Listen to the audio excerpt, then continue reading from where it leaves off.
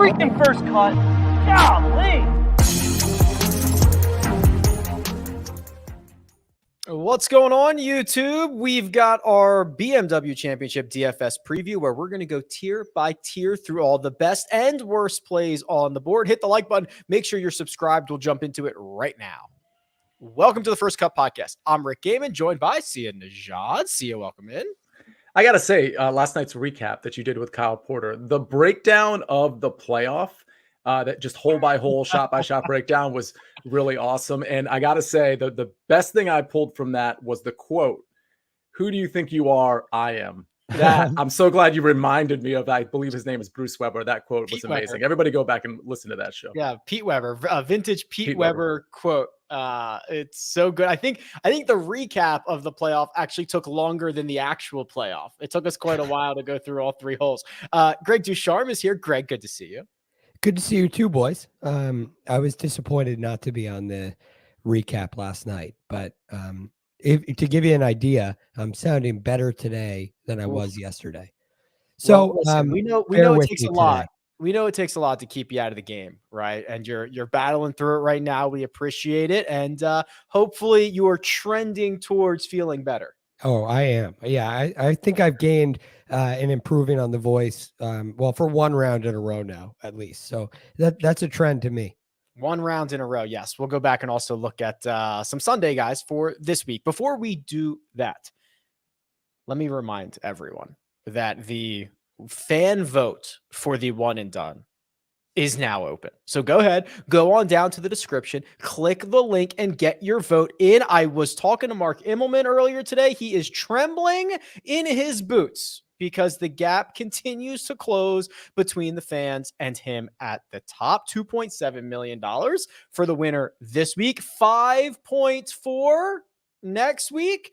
So don't screw it up. Go get somebody good. The link is in the description right now. What else do I have?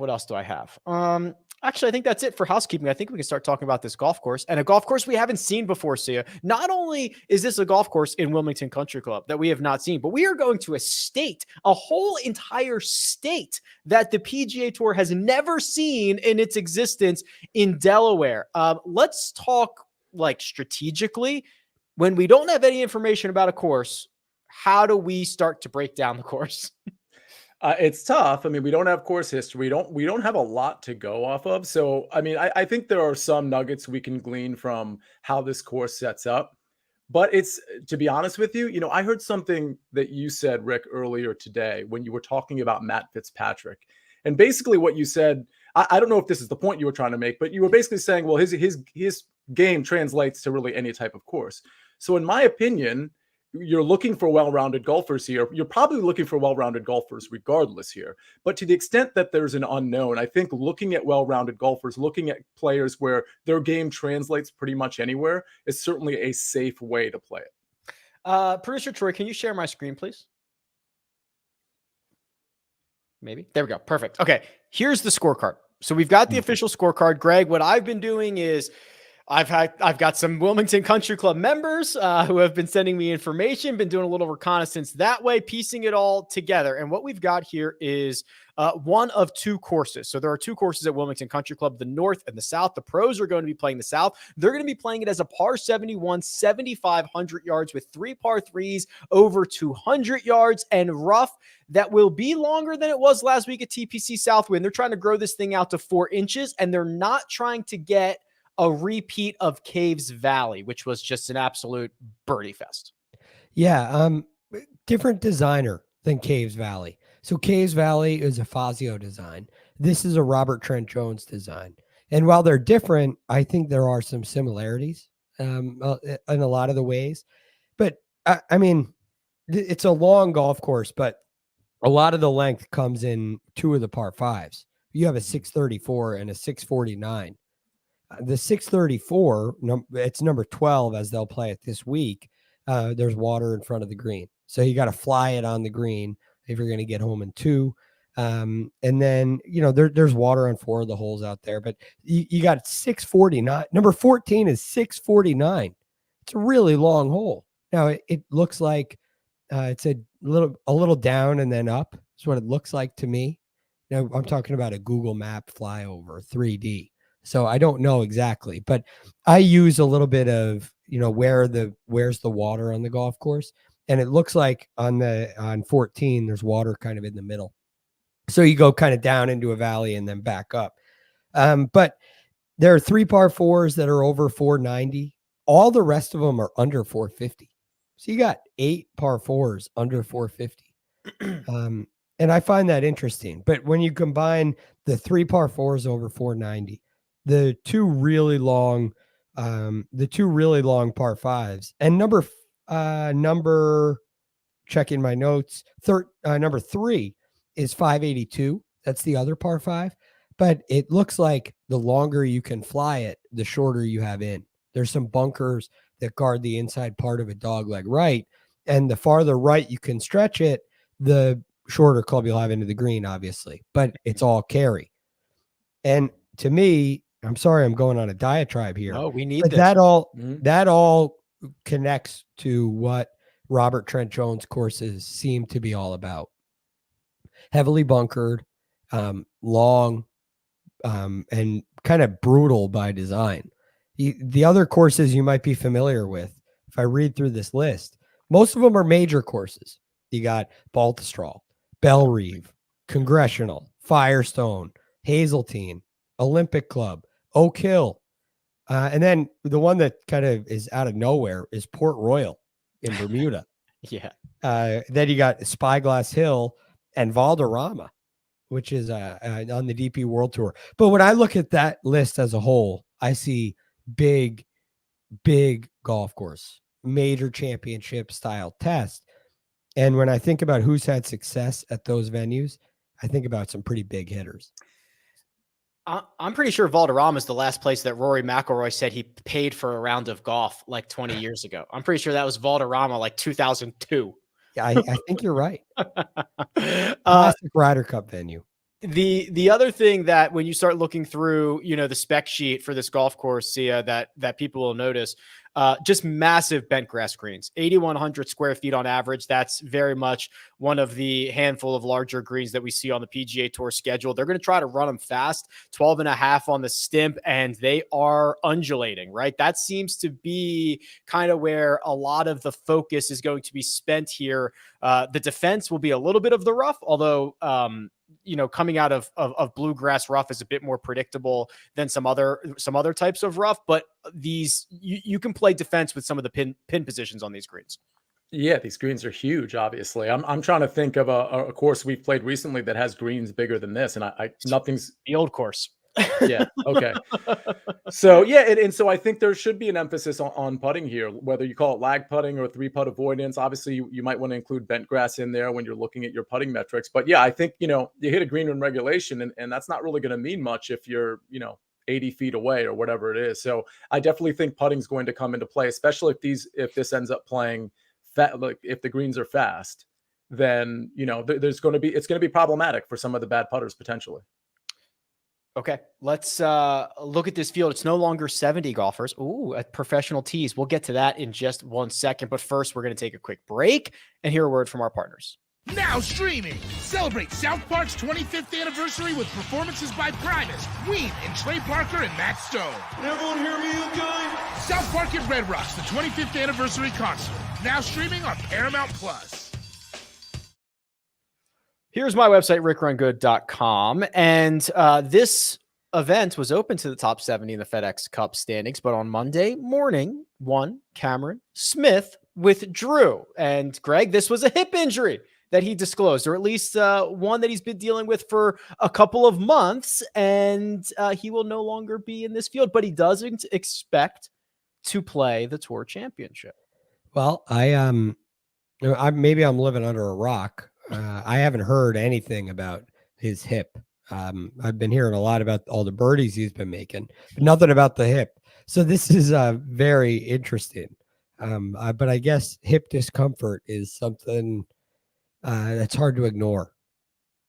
Once I turned 30, I started having a lot of hip discomfort. He's not old enough for this yet. So I'm not sure. Yeah, I'm not buying it. Yeah. Sia, the notable thing about this was DraftKings pricing had already come out, or at least was in the process of coming out. So he was the most expensive golfer in this field. He was 10,700, which is pretty low for the most expensive golfer. Well, now he's out, and the most expensive golfer is Rory McIlroy at 10.5. So that kind of changes things, and it's something we probably haven't seen in quite some time, where the guy who was literally in the field as the most expensive golfer is out on a Monday. Yeah, it's funny because DraftKings came out with their pricing pretty early today, a couple hours earlier than they normally do it, and I think maybe that was a regrettable decision ultimately because you got Cameron Smith in there. I don't think it's a big deal because obviously it was going to be sort of softer pricing at the top regardless, but it is very interesting. And it's going to lend itself with these guys up top, Rory at 10.5, Rahm, Justin Thomas, you go down to like the mid nines. I think it's going to lend itself to another build of stars and scrubs. I just want to kind of put that out there. I think there's a lot of game theory in play here because we don't have a cut. We only have 69 players. And when you look at the 6K range, and this was true last week, but it's even more true this week, it's not your typical 6K range, right? These are all guys that earned their spot into the top 70, top 69 in this case. And so what it tells me is that those guys have credibility to be in lineup. So you're going to see a lot of people just pairing like Rory with Will Zalatoris or Justin Thomas, even with Rory and taking a stab at a couple 6K guys. So I kind of want to put that out there right off the bat. I built a squad just like that. And then I tried a balance build, and the balance build didn't look nearly as good for obvious reasons as the stars and scrubs build. I put that out there so that people understand the lineup that doesn't like feel as good this week, especially, might be the lineup to play, especially in some of the tournaments you choose to play in. Interesting. Okay, we'll keep an eye on that. Greg, you call it here. Do you want the classic view of the cheat sheet where you can see the names of the tournaments, or do you want me to close the gaps and just show you like the last 8 events in a row? Which one would you prefer to proceed with? How about just the last 8? Last 8. This one here. Yeah, that's Okay. fine. All right. The 10K range. Rory McIlroy, 10.5. John Rahm, 10.3. Justin Thomas, 10.1. Will Zalatoris, $10,000. That's it. We're going to get a massive 9K range, Greg. So let's be prudent here in the 10K range. How are we going to spend our bucks? Yeah. Well, I feel like you're getting a really big discount with Rory right on top. And to me, Rory McIlroy is the perfect candidate for this golf course. Again, he had success at Firestone. He had success at Congressional. He won by 8 there. I don't remember how he did at Bellerive, but I feel like this kind of golf course lends itself to Rory McIlroy perfectly. He'll be able to take advantage of some holes that others won't. He's as long as anybody in this field. And I believe he shook some rust off last week. I'm looking at a guy who lost strokes off the tee last week for just the second time all year. I don't think that's going to happen again. I think Rory's going to come back this week and play great, and you're going to start to see the guy who's having his best putting year of his career on a golf course that suits him very well. And I expect it to be a great week for Rory. And then Rahm would be the other guy who I really like here, also because of his driving prowess. And I was obviously encouraged with his performance last week as well. Yeah, the weekend for John Rahm, very, very good. He had the 3rd best score of anyone. It was like Zalatoris. I think Sepp Straka was number 2. And then John Rahm was awesome on the weekend. Yeah. He's driving it great as he always does. He's like, you look at this stat profile and it's so hard to tell, Greg, but like it feels like it's coming, man. It feels like he's just on the verge. One thing clicks. He starts rolling a couple of putts in. It's over. And look, this might be a little bit of a stretch, but the son of Robert Trent Jones Sr. is a guy named Reese Jones, who designed a golf course that John Rahm calls his favorite, and that would be Torrey Pines.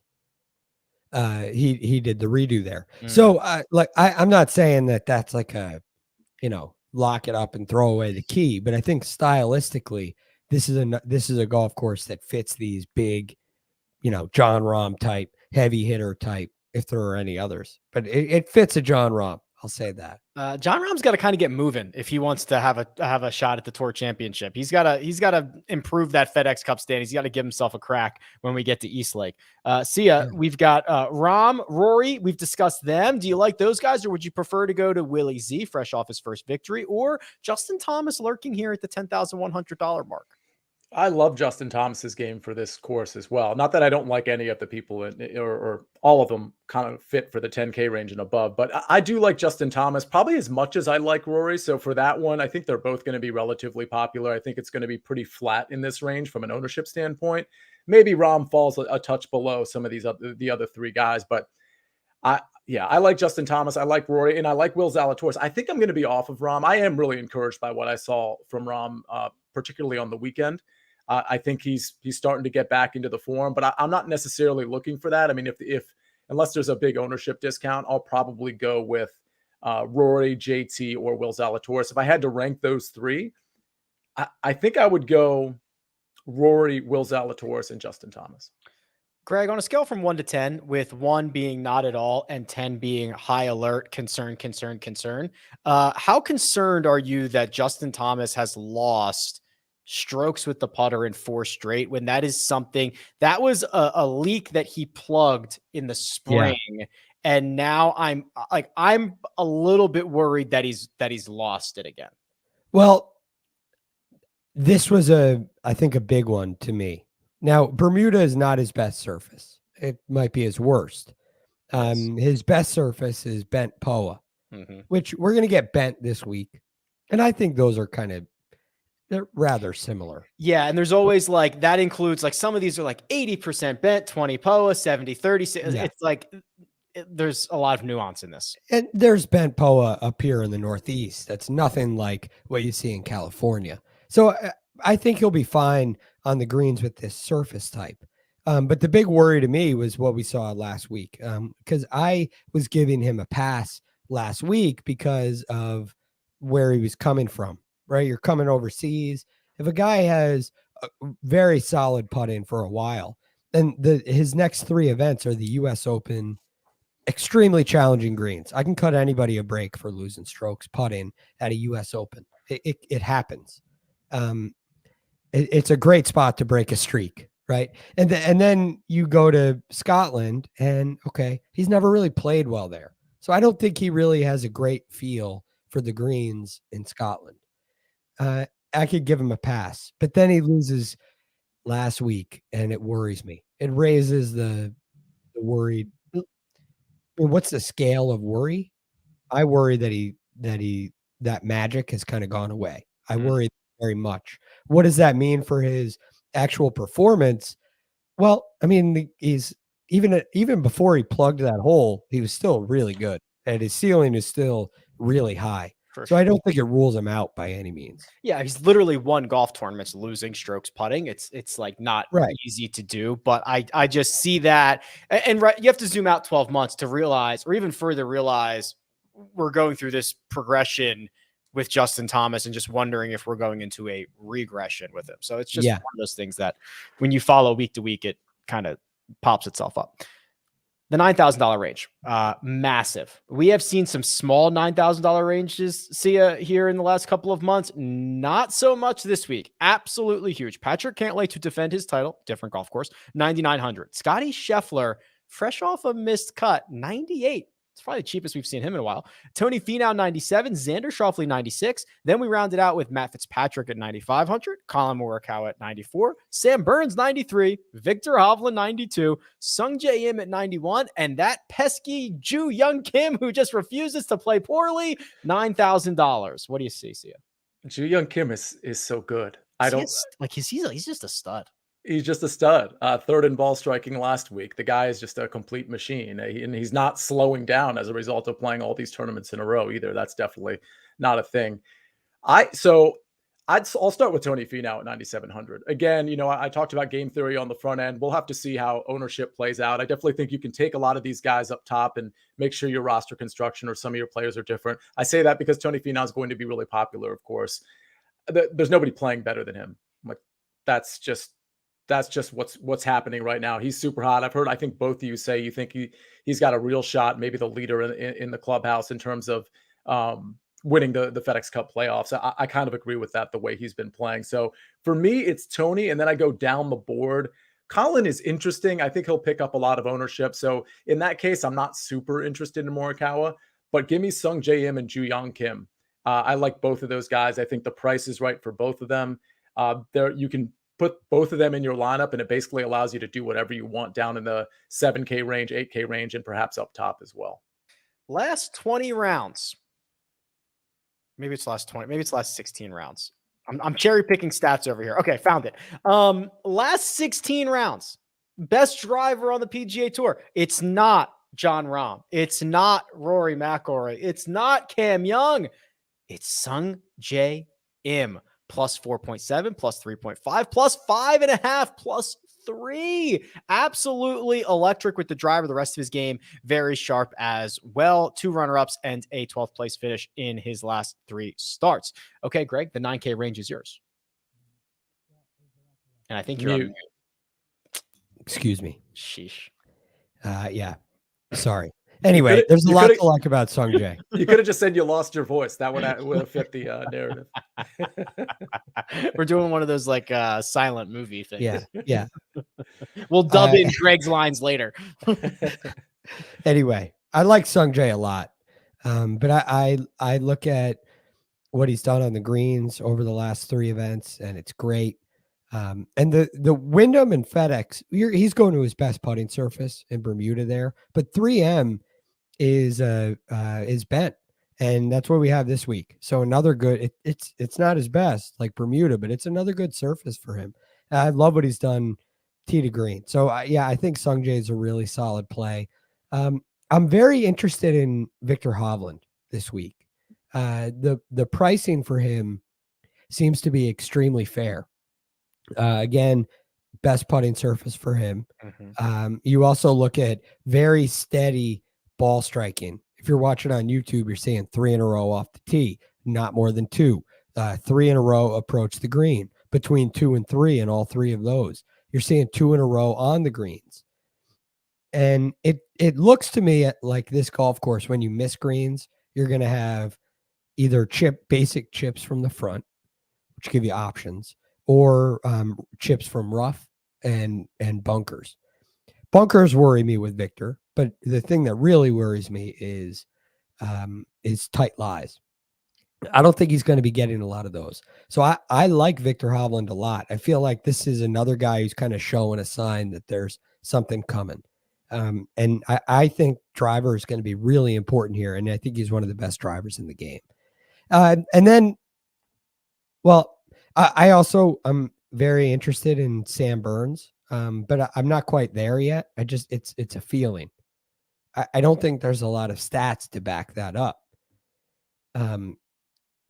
So I don't know. What do you guys think about Sammy Burns? I think he's going to be quite popular, isn't he, Sia? I think so. I mean, actually, I think maybe not. I mean, he's only 15% last week. I thought he would be more than that.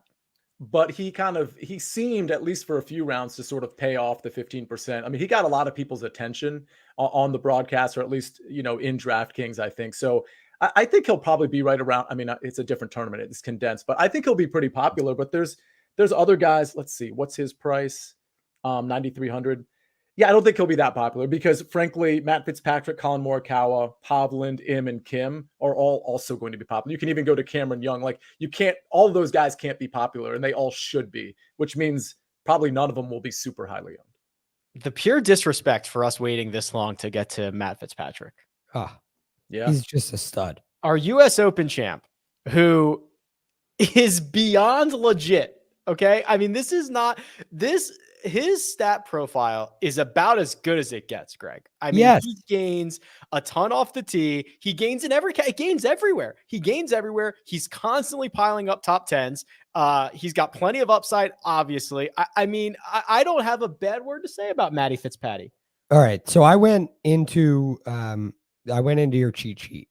Nice. And I highlighted the $9,000 range. Okay. And I sorted by distance.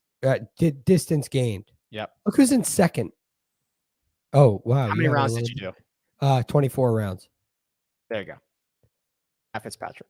Matt Fitzpatrick. I was blown away. I'm shocked. My initial instinct is, okay, he's playing well. He's always a great option. But is he long enough is he going to be at a disadvantage to some of no, truth is he's gotten a lot longer this year. Mm-hmm. And there's a lot to like. I mean, you have to like him over Scotty Scheffler, right? Scotty's the most interesting guy in this range. Yeah, right. I was gonna say we're gonna have to unravel that. Scotty. I wanted to get into Scotty Scheffler because I don't know what to do. My first thought, as you're pulling it up, my first thought is, well, he's not going to putt that bad again, right? So I mean, he had his second worst putting performance ever. He did, but he's been putting very poorly.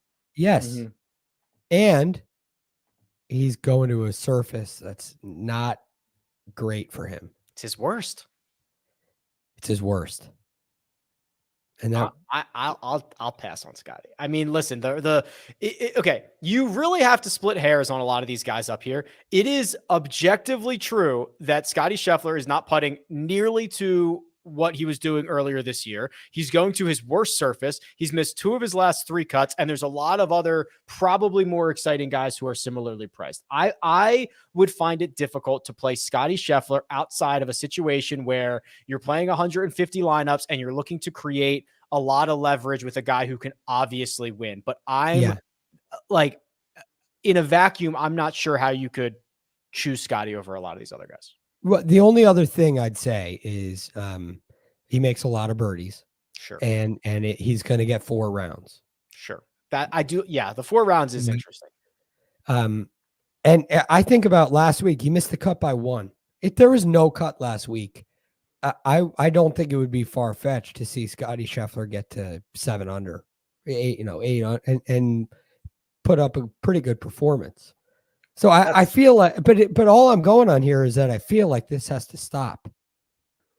That's a pretty big qualifier, though. If there was no cut last week, I could start a lot of sentences like that and be like, "Hey, this guy would be amazing." Although we've seen evidence of superstars do that, It's like a huge qualifier. When Xander made it on the line. I don't, what was that, the U.S. Open? I can't remember, and he just like was on fire. I feel like somebody does it every single week. Somebody makes the cut on the number and finishes inside the top 5. Can I ask you guys about somebody, because his stat profile is so good, and we've talked about him. It's Joo-Yeon Kim. There's really nothing that you can criticize about him other than his length in this field. He's certainly not a long hitter. I'm just curious how you guys feel about that in terms of, does that ding him at all? Obviously, there are, like, if you look at him on the long par 3s, he's in the top 25. If you look at him off the tee, he's in the top 25. It's just distance alone where he's like really in the back of the line here. Yeah, I'm not going to ding him for that. I'm just curious how you guys feel about that. All right, so this is what I typically would do in this situation. He's played 1, 2, 3, 4, 5, 6 events in a row. 7, I think. This will be I think this will be a 7th. I think this is 7. I'll double check that. My bad. Okay, go ahead. But that's a lot of golf. But he's 20. Right. But he won a couple of events ago, right? I mean, there's so many different ways you can go with the narrative. I worry about the fatigue. It's a lot of high pressure golf in a row. The stat profile you can't ignore, and the length itself doesn't really worry me, because I think he's a really good long iron player. And I think you're dealing with some really big greens, and I think there are enough holes he can score on out there. So I'd be a yes. I just worry about how much he's played. He's been playing high pressure golf for like 4 weeks in a row, though. 5 weeks in. I mean, I don't know. I'm in. Yeah. The ball striking numbers are insane. And I think actually Jack in the chat, can we pull this up, Troy? Jack in the chat brings up a pretty good point. Tom Kim plays, like, we're going to a course for the first time. That levels the playing field. Every event Tom Kim plays, he's seeing it for the first time in competition. Now everybody's seeing it for the first time in competition. Great point. Yeah, it is. Very fair point. So, we're like, there again, it's just, is he going to be tired or not? Maybe it's worth the risk. I love everything he does. They should have to fill out questionnaires and say, how tired, from a scale from 1 to 10, how tired are you? Maybe with like smiley faces. Yeah. Yeah. Choose an emoji that best represents your Fatigue level. Your fatigue level. Have you ever seen those, like at the airport? They have those little emojis as you walk out of the bathroom, and it says like, how was your experience? And you click like, it's either a happy face, a medium face, or a frowny face. I'm not touching an awkward thing. bathroom. No way. They implemented those in 2019, and they're like, we're brilliant. We are geniuses. We are going to get so much feedback immediately, and no one will touch those buttons. What if we just made an app and texted everybody right to their phones? That's what I need. I need them to know when I'm in the restroom. Hey, you were in there for 9 minutes. Are you okay? All right. $8,000 range. We will hit the 8s, the 7s, and the 6s. But first, we're going to take a quick break and hear a word from our partners. And we're back. $8,000 range. Whew. This is good. Cam Young, Jordan Spieth, Shane Lowry, Joaquin Niemann, Max Homa. Those are 8,500 and up. Hideki Matsuyama, massive question mark, 84. Corey Connors, 83. Terrell Hatton, 82. Aaron Wise, 81. Adam Scott, the Aussie, $8,000. See ya. Oh boy. All the great stuff we loved in the 9s, a lot of question marks in the 8s. A lot of question marks in the 8s. That there's a couple guys that really stand out to me. Probably 3 guys that I really like.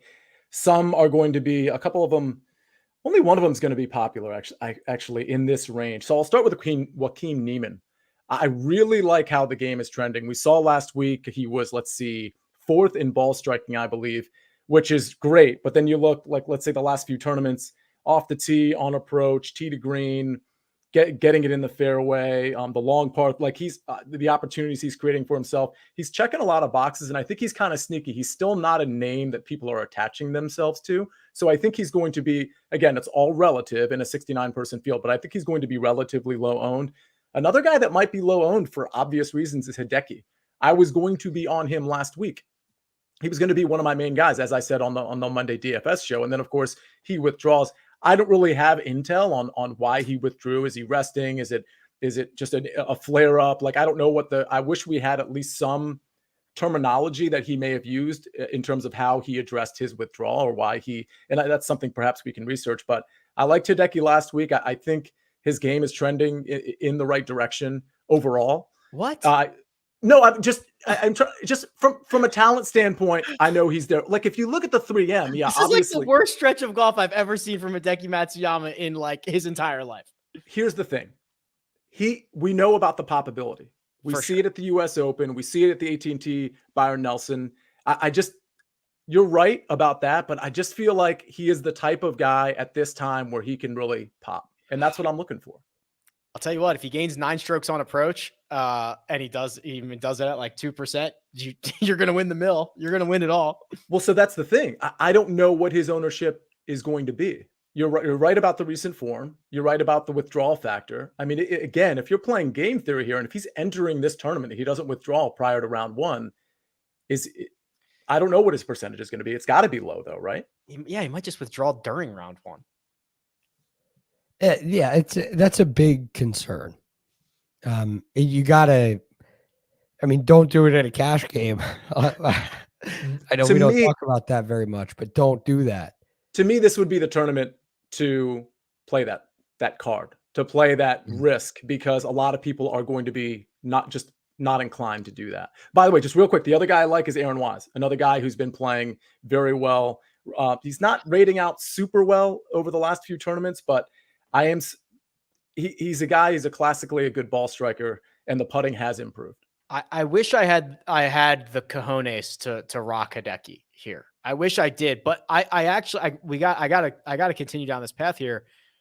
In a no cut event, Greg, like, okay, so if he withdraws, in the middle of round 1 last week, you're not super burned because Rory misses the cut, Scotty Scheffler misses the cut, so Jordan Spieth misses the cut.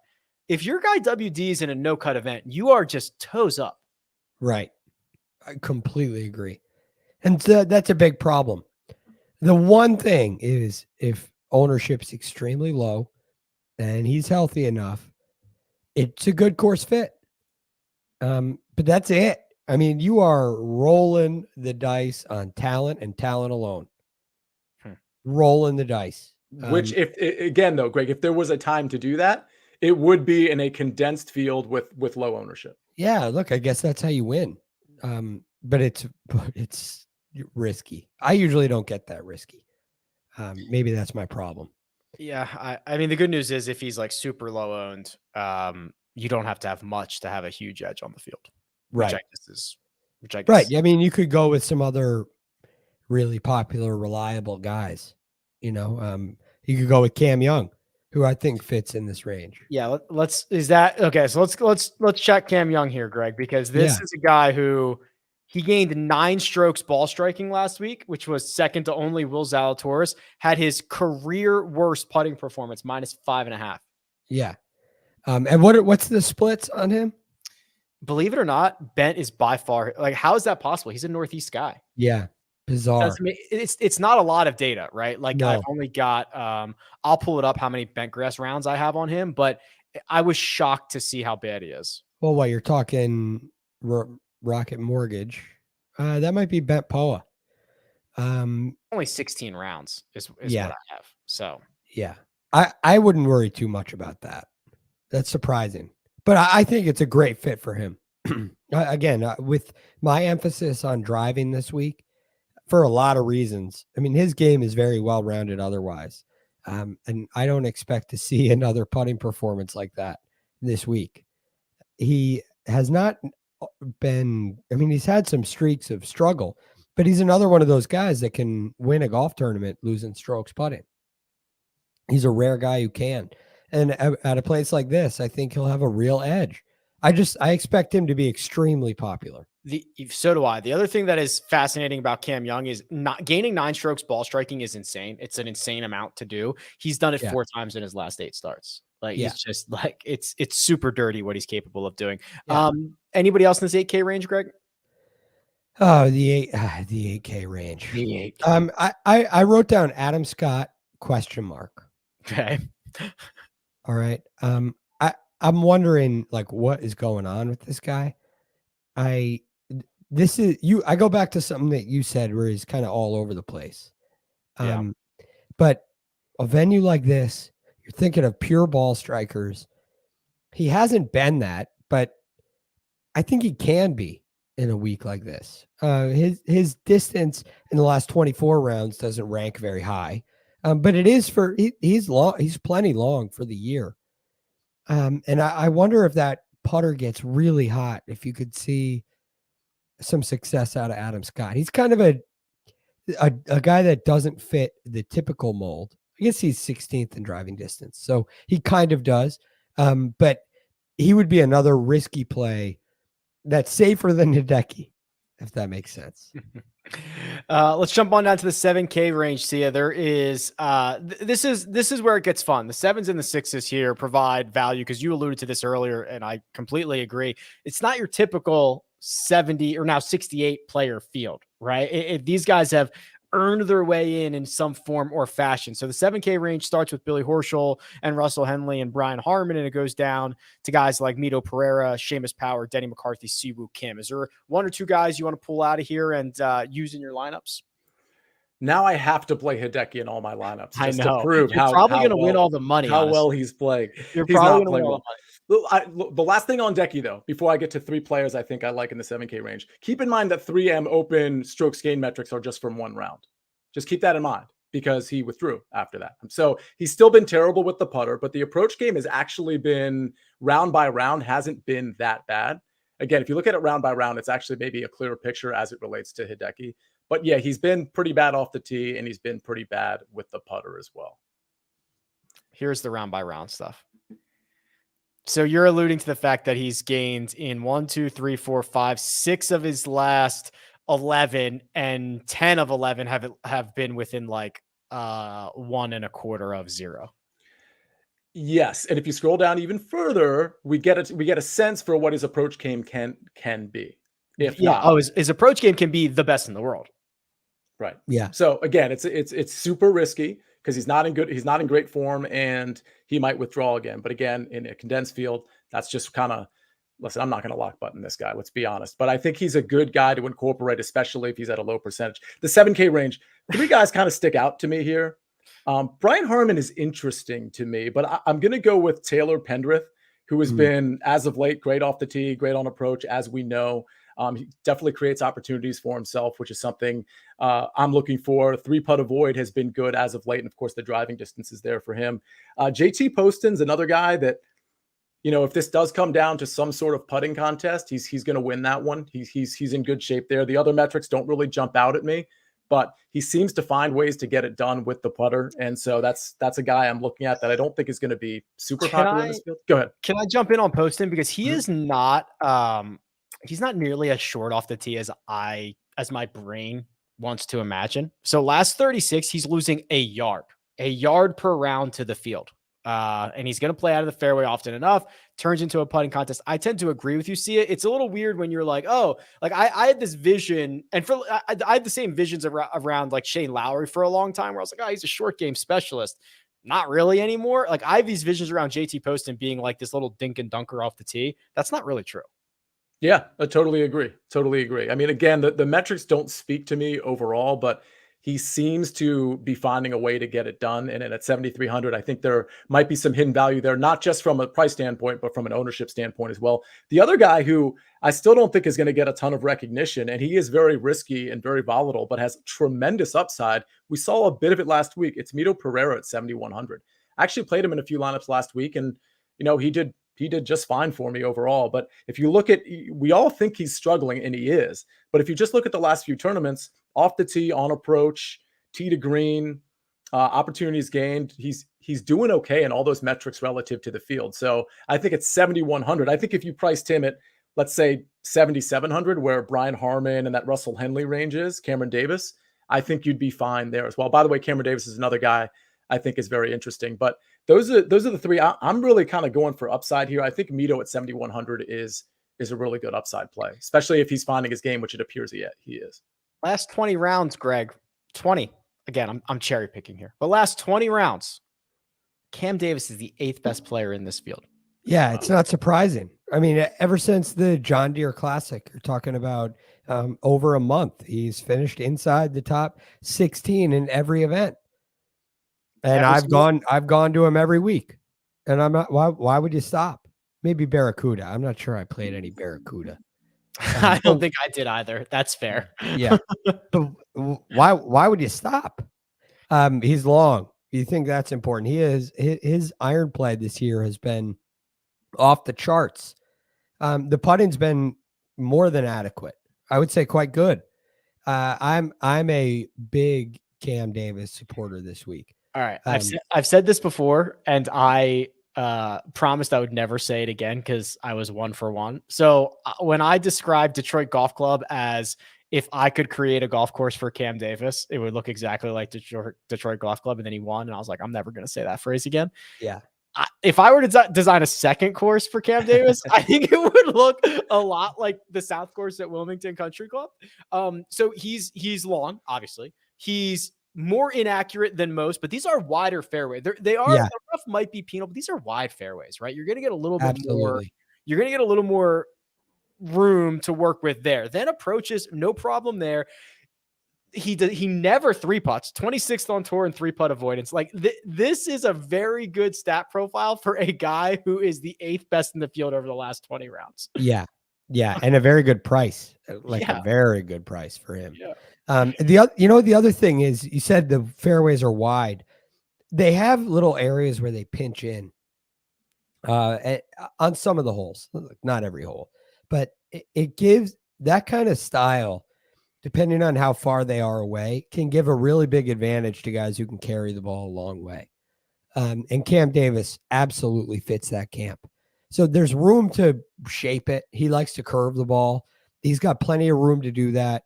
And I think he's one of those guys that can, get it past some of those tight areas and shorten up the golf course tremendously. So yeah, he's on my list.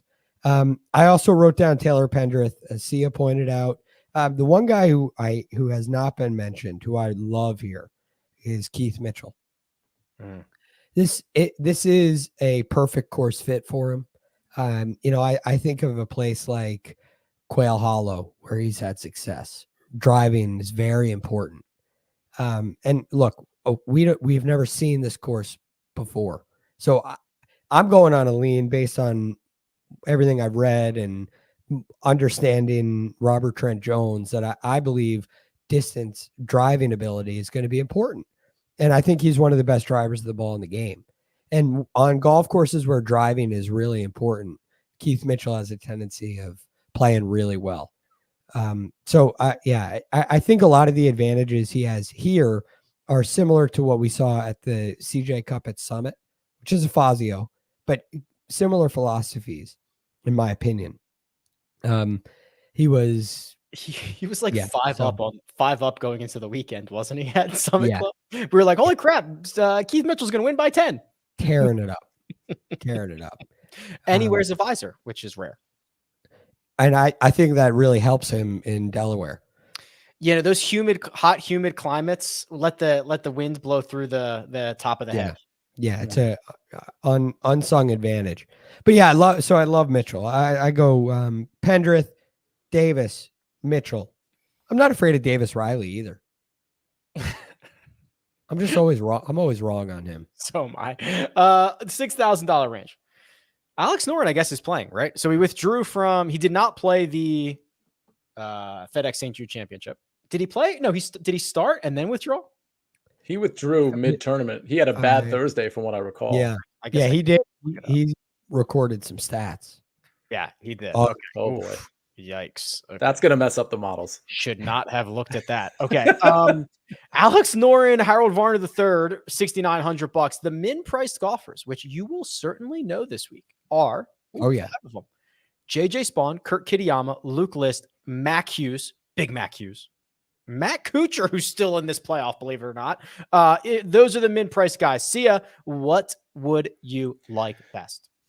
A few guys jump out to me. This is a guy I was on last week, Emiliano Grillo. Started out great, kind of faded a little bit, but he rates out really well if you're just looking at very recent history, off the tee approach, and actually the putter's been pretty good, at least relative to your classic Emiliano Grillo. Yeah, compared to his 100-round baseline, he's like the greatest putter in the world by Guinness in the last 4. Yes, that's true. So he seems to have found something there. The 3-putt avoid stat, as you might expect, is pretty comparable to the recent form in putting stats. I'm willing to go back to Scott Stallings if people aren't going to play him. He burned a lot of people last week. He might just get kind of hidden in this range. I don't think a lot of people will be on him. So again, he rates out pretty well in a lot of things I'm looking at, including being top 20, last few tournaments, tee to green, generally keeping it in the fairway, pretty good on the long par threes as of late. So again, he's 6,600. He's very volatile, but I like the fact that he missed the cut last week. Let's put it that way. If he made the cut, I probably wouldn't be on him. I'm assuming with Stallings, I'm getting some sort of ownership discount on him. A couple other guys I like. Taylor Moore.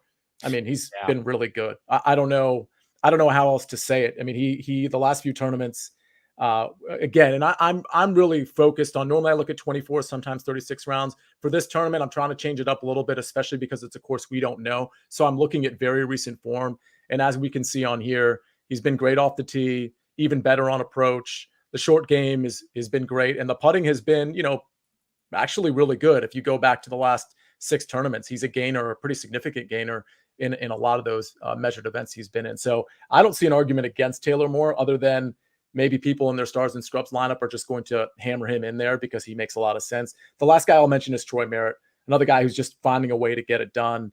Has been good off the tee, keeping it in the fairway. Creating some opportunities more than many people might think relative to the field. He's pretty good at the long par threes. So, and decent on approach as well as of late. I had a comment about one of these guys, but I cannot remember what it was. Taylor Moore? I definitely like Taylor Moore, but I don't remember what it was. Let's keep going. What do you got, Greg? All right. So I wrote down Taylor Moore as well. Mm-hmm.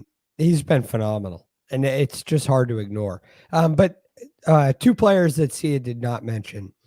One is Wyndham Clark. Yeah. This is good. It's phenomenal. What he's done off the tee has been phenomenal. And we've started to see, for a guy who's a popper, a little bit of consistency over the last little bit. He's made, 8 cuts in a row? 6 in a row, but he's made 8 in a row? 8 of 9. 8 of 9. So really, really good performance out of him. And he's gained significantly on the greens in the last 2. That tends to be his strength. Driver putter. I don't like to hinge my, if you call it a bet, my bets on a guy getting hot with his irons. But he's shown the ability to do that. And I think that driving and putting are really important this week. So I give him some really high hopes. I think he's going to have a really big advantage this week. And then we talked about Taylor Moore. I got a min price guy for you. Okay. Well, there are 2. One's funny. One I mean. Let's start with the funny one. Luke, pull up Luke List. Is this the Sepp Straka model? Yes, exactly. Who's the Sepp Straka of this tournament? It's Luke List. It's Luke List. But what's the likelihood that he gets? Well, let's start with ARG. The one thing I do like is there's a lot of rough around the greens. And I think that can help guys who struggle with short game in a strange way. He has a pretty good record at the Farmers, I believe. He won it this year and gained strokes. And you're talking about rough around the greens there. So I think that could be a kind of a nice comp and a nice fit. But look at his splits.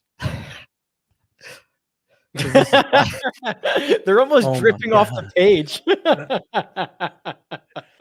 It's just nails on a chalkboard. There's nothing to like. Now, you could look at that 2 ways. Okay, well, Bence's worst surface. Yeah, but it's not like he has a good but one. Not by much. Yeah. So maybe he has a week where I'm sorry. I don't mean to pick on Luke List. I really think be a guy this week. But I looked at Bence's best and I was surprised. I'm not sure why, but it's just a shocking visual. Yeah. Anyway, I've never seen it like that before. The other guy who's min price is who I really like him. And I think he has extremely high upside. Yeah, you got it. Yeah. I know you, Greg. Yeah. I love Kurt Kitayama. The ability to pop on approach is there. His driving he's long, plenty long. He's been adequate everywhere.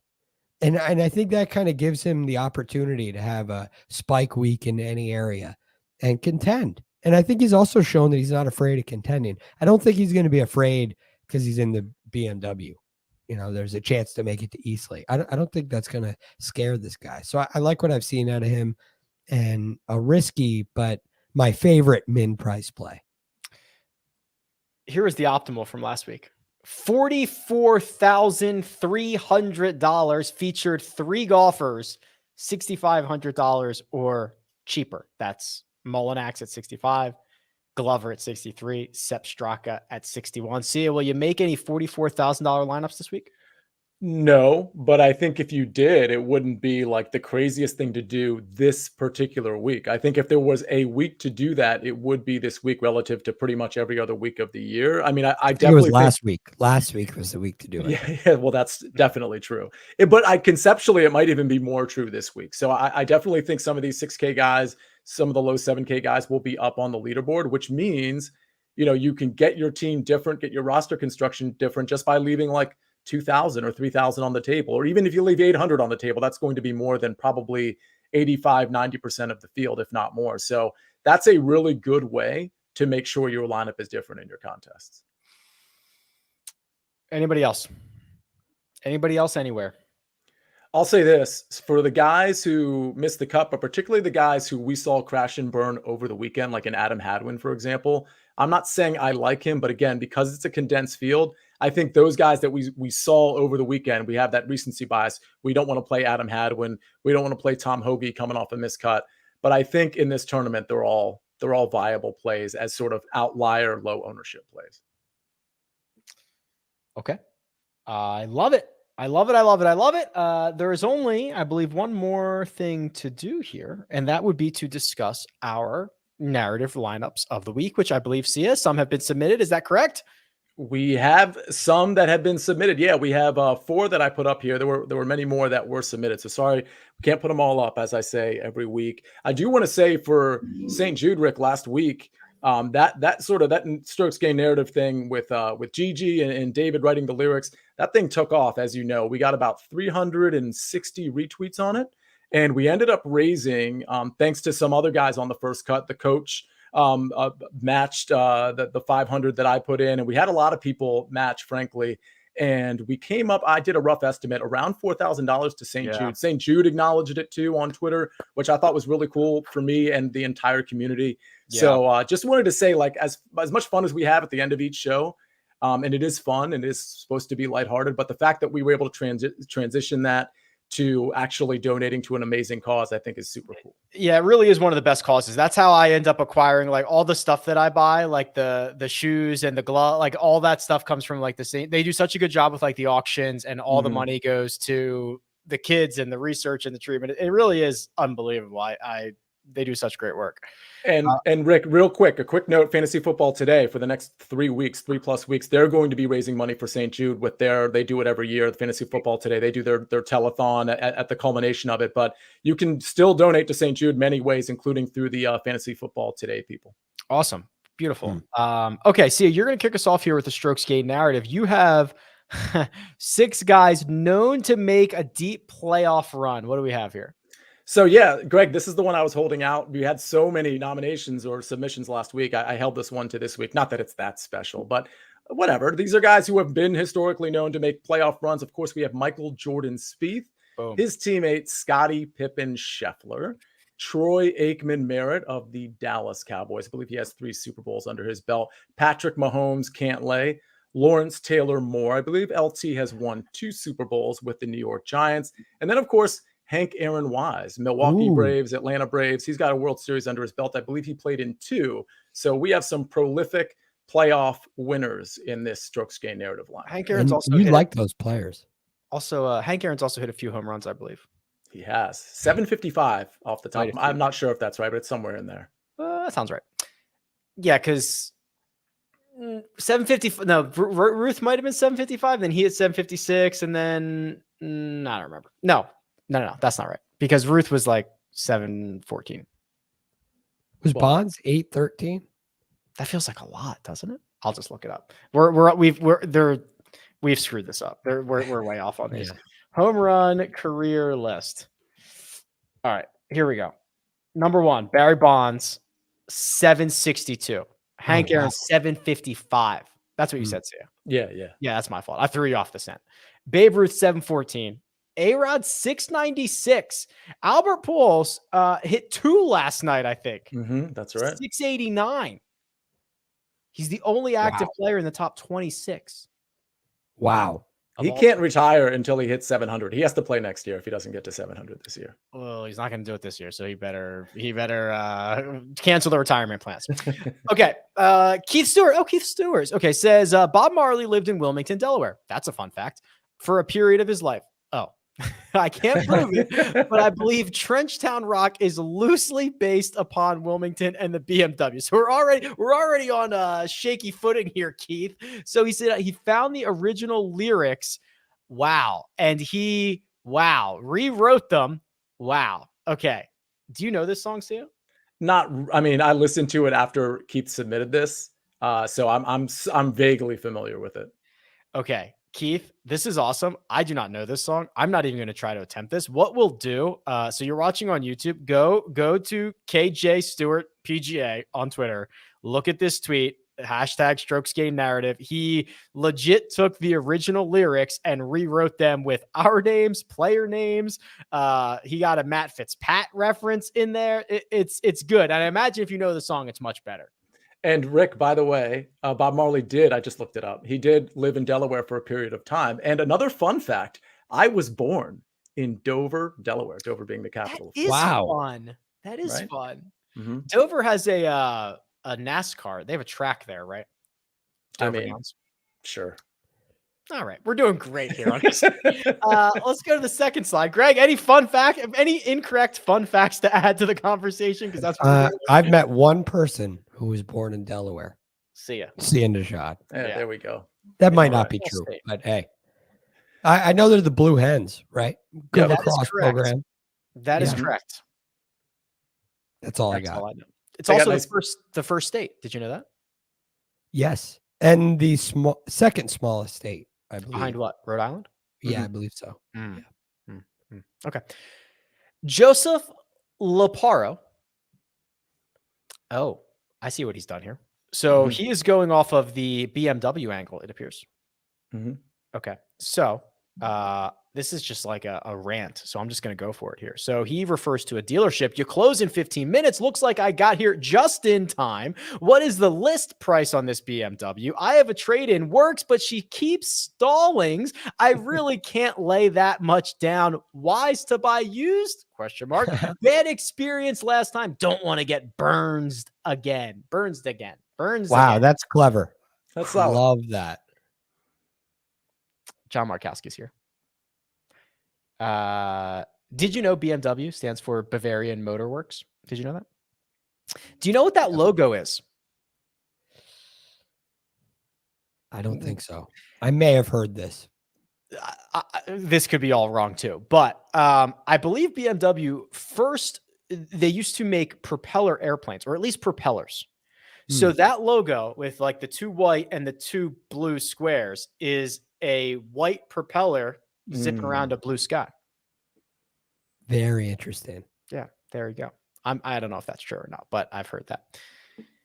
So John has opted to give us a variety of other BMWs. So he starts with a bad mullet wearer, Cam Smith, no longer in the field. So the mullet was so bad, he had to withdraw. A boring, meandering winner. Oh, see, I should have, you know what we should have done? I should have read these and had you guys guess who they were. Oh yeah, Yeah, that's true. Like Cool. password or something, right? Like the Right. like $1 million pyramid. And the first one would have been easy. Right. Boring, meandering winner, That's easy too. That's it. Patrick. Cool. Yeah, it's Bet money on withdrawal. This could have been anybody. I would have said Will Zalatoris. Thank you, sir. Well, It's- but Hideki makes a ton of sense. wait, withdrawal from the tournament. Oh, Like I was thinking on withdrawing from the ATM. no, that's definitely Decky. We're great at this. A big meaty waist. That goes to 1. Wow. Wow, this one's good. Born into massive wealth. There's only one answer there. That's Mav McNeely. And the biggest mystery weekly. Here's where you could enter the name of your choice. John has opted for Siwoo Kim. Yeah, that's fair. Yeah, I like it. I really like it. I like that a lot, John. Good job. Okay. Any parting shots before we get out of here? BMW Championship, DFS. Any recommendation? You guys have never, I mean, any, I'll be there, but I guess we don't have any like food recommendations from you No. two. No, Oh. nothing. Oh, well, Sia was born there, so he should be able to. I send you a mean, fact sheet. So Delaware, most people visit Delaware for their beaches, like Bethany Beach, Rehoboth Beach, Dewey Beach, and then that's adjacent to Ocean City, Maryland, which is a long strip of a beach as well. So you're not going to be anywhere near there. So just have fun at the golf course. I will confess, we're not even staying in Delaware. We're staying in Philadelphia. So it is like, Yeah.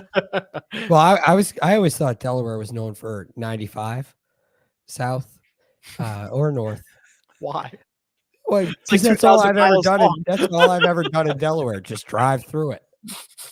Ouch. That's All like you Delaware residents, you send your hate mail 95 is at like the Real 2,000 DFS. miles long. Yeah, it's and it's you're hardly in Delaware. I feel like whenever you make that drive, if you do, you're in Delaware and then you're in Maryland. It's like an instant. But anyway, that was just a joke about my inexperience in Delaware. Maybe I'm missing out. I'll let you know. I'll let you know what we find. Not really. He is not too optimistic. All right, that'll do it. Mega Preview Pod Tuesday. Get your one and done selections in. Don't blow it now. You made this great comeback, fans. You're 2 events away. Mark will be crying in the corner if he loses this one and done. All right, go get your vote in. The link's in the description. Mega preview pod Tuesday morning. That's your deadline. Round by round recaps the rest of the way. I won't be on Sunday's show. I'll be flying back, but I'll be here the rest of the weeks, the rest of the rounds. All right. That's fair. All right. Big shout out to producer Troy behind the scenes. Sia Nejad available on Twitter at Sia Nejad. Greg DuCharme, the real GFD. You can find me at Rick Run Good. This has been The First Cut. Catch you next time.